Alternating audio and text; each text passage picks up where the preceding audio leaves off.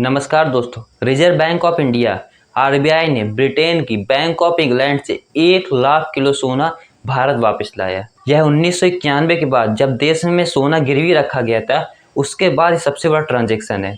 सूत्रों की माने तो अगले महीने तक 1 लाख किलो से भी ज़्यादा सोना फिर भारत वापस आने वाला है। आपके मन में प्रश्न उठ रहा होगा कि भारत इतनी भारी मात्रा में सोना कहाँ से ला रहा है, क्यों ला रहा है और इसके क्या संकेत हैं। दरअसल वित्त वर्ष 2024 में आरबीआई ने विदेश में रखे भारतीय सोने को वापस भारतीय तिजोरियों में लाने का फैसला किया है। दरअसल भारत के पास कुल स्वर्ण भंडार लगभग 822 टन का है, जिसमें से 308 टन सोना भारत में है। बाकी 475 टन से भी ज़्यादा सोना विदेशी बैंकों में जमा है, जिसमें बैंक ऑफ इंग्लैंड और जापान की बैंक शामिल है। 100 टन सोना भारत में वापस लाने से भारत के रिजर्व बैंक में जो 308 टन सोना था वो बढ़ के 408 टन हो गया है। अब सवाल उठता है कि आरबीआई इतनी भारी मात्रा में सोना भारत क्यों ला रही है। तो इसके लिए आपको सोने की अर्थव्यवस्था समझनी पड़ेगी। मान लीजिए आपके घर में सोना है तो वह आपके संकट के समय आपकी मदद करता है। भारत में इतनी भारी मात्रा में सोना लाए जाने के 2 कारण बताए जा रहे हैं। सूत्रों की माने तो भारत का स्वर्ण भंडार विदेशों में बढ़ रहा है, इस कारण आरबीआई विदेश से भारत में सोना ला रही है। पर कुछ विशेषज्ञ इसे खतरे के रूप में मान रहे हैं, क्योंकि पूरी दुनिया में इस बार अस्थिरता का माहौल है। पूरी दुनिया में युद्ध का माहौल बना हुआ है। रूस यूक्रेन युद्ध अपने चरम पे है और कभी भी तीसरे विश्व युद्ध होने की आशंका लगातार बनी हुई है। इसलिए पूरी दुनिया में अस्थिरता है। भारत में सोना का लाए जाने का 2 कारण है, या तो भू राजनीतिक अस्थिरता या तो वैश्विक अस्थिरता। भू राजनीतिक अस्थिरता का अर्थ है कि देश के अंदर सरकार का अस्थिर होना या किसी विषय पर देश में आंतरिक असुरक्षा का माहौल होना।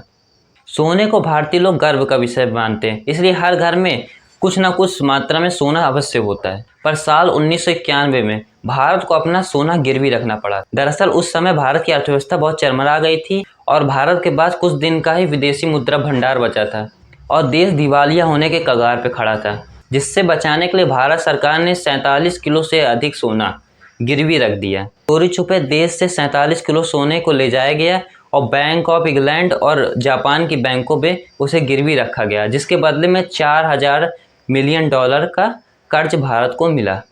जब यह खबर बाहर फैली तो उस समय सरकार की बहुत बदनामी हुई। मनमोहन सिंह उस समय भारत के वित्त मंत्री थे। कुछ महीने के बाद भारत ने कर्ज चुका के वो सोने को वापस ले आया था।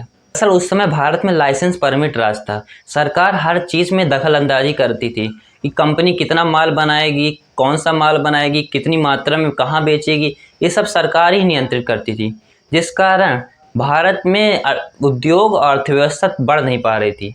नतीजा ये हुआ कि भारत की करेंसी भी गिरी और साथ में भारत का व्यापार भी गिर गया। उस समय के आर्थिक संकट ने भारत के आर्थिक सलाहकारों को चेताया, जिसके कारण भारत में निजीकरण की शुरुआत हुई।